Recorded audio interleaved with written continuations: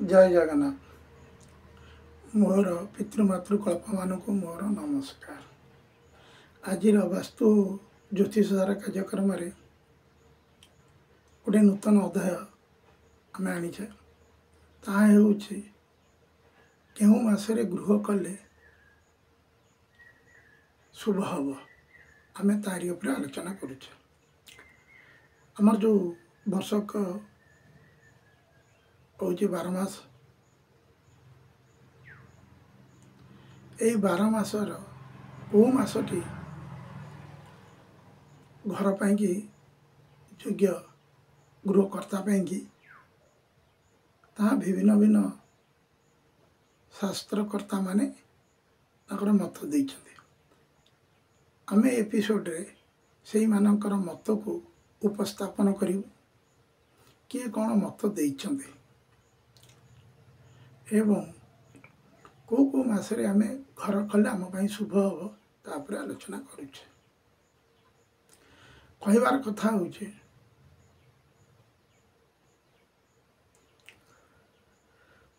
आमर जो शास्त्रकर्ता माने लिखिचन्ते वास्तु उपरे बा भवन शास्त्र उपरे भूत शिल्पी शास्त्र जो शास्त्र अच्छी से गोटे मत देइछन्ते। ताकर मत होउचे ना बैशाख आषाढ़ श्रावण कार्तिक माघ और फाल्गुन जो 6 मासरे आमे जदि घर आरंभ करवा बा शुभ दवा ताले गृह एवं गृहर कर्ता पाई शुभ हम बोली बृहत शिल्पी शास्त्र रे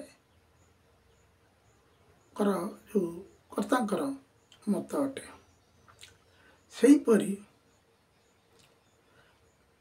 बाहुरी बंधु महाराणा जो शिल्पी शास्त्र अच्छे तांकर भी मत अनुजाई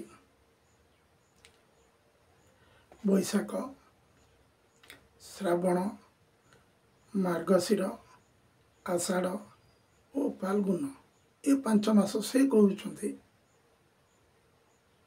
जे ए मास गुड़िक जदि गृह आरंभ करा जाए ताले कर्ता एवं गृहपति शुभपद हम। सही परी भवन भास्कर लिखा अछि ज्येष्ठ आषाढ़ भाद्रव आश्विन पौष माघ और चैत्र ये 7 मासरे जदि आमे घर करिया गृहकर्ता एवं घर पाई शुभदायक हम। सही परी श्रीनिवास दीपिका को मत अनुजाई तांकर कहवा अनुजाई कार्तिक श्रावण बैशाख आषाढ़ फाल्गुन और मार्गशीर ये मास गुड़िक जदि शुभ दि जाए ताले गृहकर्ता एवं वास्तु जो घर करुचे भवनपति शुभ पदार्थ।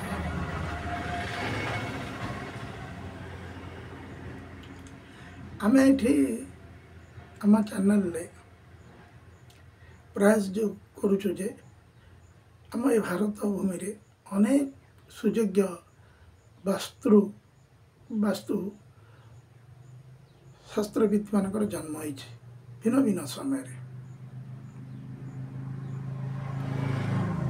से मानकर गवेषणा हो बा निजस्व मत हो से तांकर उपस्थापन तांकर वास्तुशास्त्र रखिछन्ते। तेना आमे प्रयास करुचु जे भिन्न भिन्न मत को आम चैनल माध्यम उपस्थापन करूँ किंतु यह द्वारा कौन होचे ना भी भ्रम सृष्टि होचे कारण भिन्न भिन्न शास्त्रकर्ता भिन्न भिन्न मत थिबारु नाना मुनिकर नाना मत अनुजाई भ्रम सृष्टि हम। तेरे आम यहाँ चिंता करूँ जे भ्रम सृष्टि करने आम चिंताधारा होचे ବହୁତ ସୁଯୋଗ୍ୟ ସନ୍ତାନ ଆମର ଏ ଭାରତ ଭୂମିରେ ଜନ୍ମ ହୋଇଛନ୍ତି, ଯାହାଙ୍କର କଲମ ମୁନରୁ ଅନେକ ଶାସ୍ତ୍ର ସୃଷ୍ଟି ହେଇଛି। ତାଙ୍କର ମତ ଗୁଡ଼ିକୁ ଉପସ୍ଥାପନ କରିବା, ତାପରେ ଆମେ ତାକୁ ସମୂହ ଚିନ୍ତା ଉପରେ ଆଲୋଚନା କରିବା କ'ଣ କଲେ ଭଲ ହେବ। ସେ ଯୋଗୁଁ ଆମେ ଏଗୁଡ଼ିକ ଆମେ ଏଇଠି ଆଲୋଚନା କରୁଛେ। ତେଣୁ କହିବାର କଥା ହେଉଛି, ଆଉ ଜଣେ ଶାସ୍ତ୍ରକର୍ତ୍ତାଙ୍କର ମତ, ତାହା ହେଉଛି ବୃହତ୍ ଭବନ ଶାସ୍ତ୍ର ବା ଶିଳ୍ପୀଶାସ୍ତ୍ର। ତାଙ୍କର ମତ ଅନୁଯାୟୀ ଜ୍ୟେଷ୍ଠ, ବୈଶାଖ, ଶ୍ରାବଣ, ଆଶ୍ୱିନ, କାର୍ତ୍ତିକ, ମାଘ ଓ ମାର୍ଗଶିର ଏ ମାସରେ ଯଦି ଗୃହ ଆରମ୍ଭ କରାଯାଏ, ତାହେଲେ ଗୃହପତି ଏବଂ କର୍ତ୍ତାପତି ଶୁଭ ହେବ। ତାଙ୍କର କହିବା ଅନୁଯାୟୀ କେତେ ଗୁଡ଼ିଏ ପଦ ଉପସ୍ଥାପନ କରୁଛେ। ନା ମାଘ ଏ ଯେଉଁ ମାସ ଗୁଡ଼ିକ ରହିଛି, ତାପରେ ସେ ପଦ ଦେଇଛନ୍ତି, ନା ମାସ ଫଳ କଥା ଶୁଣ ସୁଜନେ, ଭଲ ମନ୍ଦ କଥା କହେ ବ୍ରାହ୍ମଣେ, କେଉଁ ମାସେ ଗୃହ କଲେ ସୁଫଳ, କେଉଁ ମାସେ ଗୃହ ଦିଏ କୁଫଳ, ଜ୍ୟେଷ୍ଠ ବୈଶାଖ ଶ୍ରାବଣ ତଇଁ,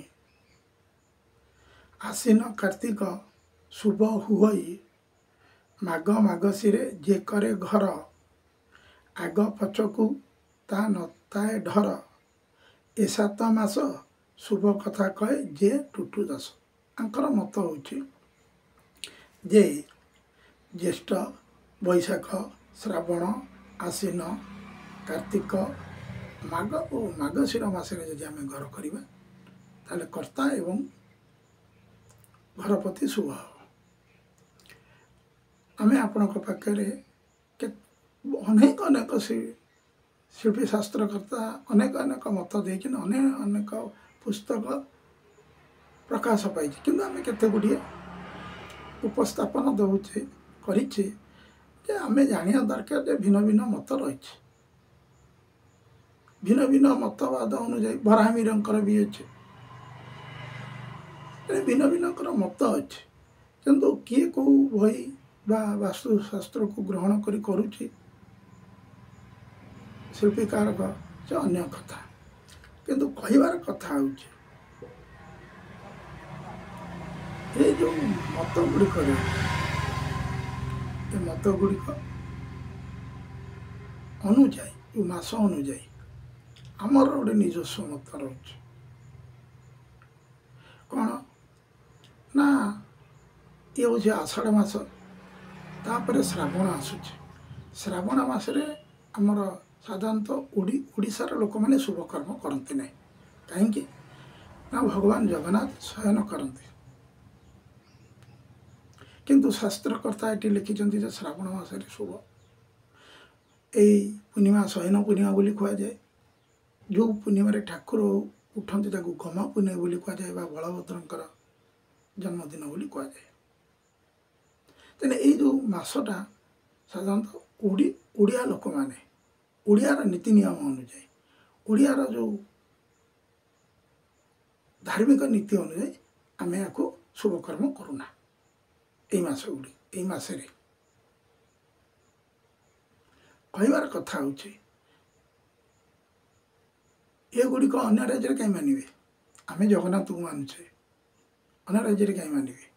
କିନ୍ତୁ ଯେତେବେଳେ ଶାସ୍ତ୍ରକର୍ତ୍ତା ଶାସ୍ତ୍ର ଲେଖୁଛନ୍ତି, ମନେକର ଉତ୍ତରରୁ ଯେଉଁ ଶାସ୍ତ୍ରକର୍ତ୍ତା ମାନେ ଶାସ୍ତ୍ର ଲେଖିଲେ, ସେମାନେ ଦକ୍ଷିଣକୁ ଲକ୍ଷ୍ୟ କରି ଲେଖିବା ଦରକାର, ତା ପଶ୍ଚିମକୁ ଲକ୍ଷ୍ୟ କରି ଲେଖିବା ଦରକାର, ତା ପୂର୍ବକୁ ଲକ୍ଷ୍ୟ କରି ଲେଖିବା ଦରକାର।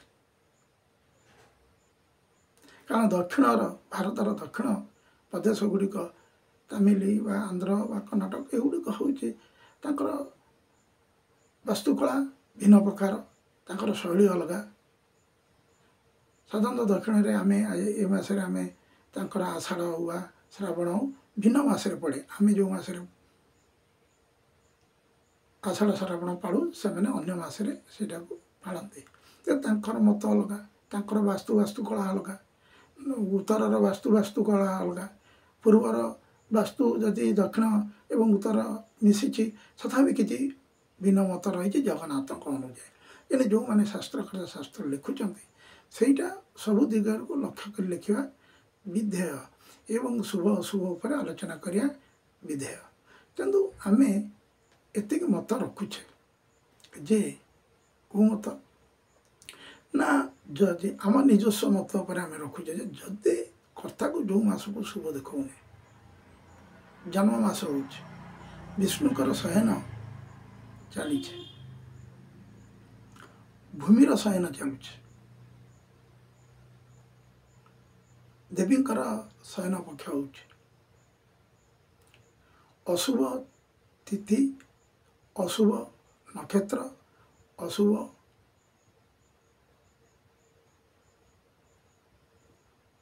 ଚନ୍ଦ୍ରରେ ଘର କରି ଆଣୁଛେ ଏବଂ ଶୁଭ ମାସ ହେବା ଦରକାର। ଯେଉଁ ଆମେ ରବି ସଂକ୍ରମଣ ହେଉଛନ୍ତି, ମାନେ ଯେଉଁ ମାସରେ ରବି ମେଷରେ ରବି ରହୁଛନ୍ତି, ବୃଷରେ ରବି ରହୁଛନ୍ତି, ଏ ମାସ ଗୁଡ଼ିକ କର୍ତ୍ତାକୁ ଶୁଭ ହେଉଥିବା ଦରକାର। ଏଗୁଡ଼ିକୁ ଲକ୍ଷ୍ୟ କରି ଘର ଦେବାଟା ବିଧେୟ, ଆଉ କରିବାଟା ବିଧେୟ ଏବଂ କର୍ତ୍ତା ଏବଂ ଗୃହପତି ମଙ୍ଗଳ ହେବ। ଆମେ ଆଗାମୀ ଏପିସୋଡ଼ରେ ଆର ଭଲ ମନ୍ଦ ଉପରେ ଆଲୋଚନା କରିବା। କେଉଁ ମାସରେ କ'ଣ କଲେ କେଉଁ ମାସରେ ଶୁଭ ହେବ, କେଉଁ ମାସରେ ଅଶୁଭ ହେବ, ଆମେ ଆଲୋଚନା କରିବା।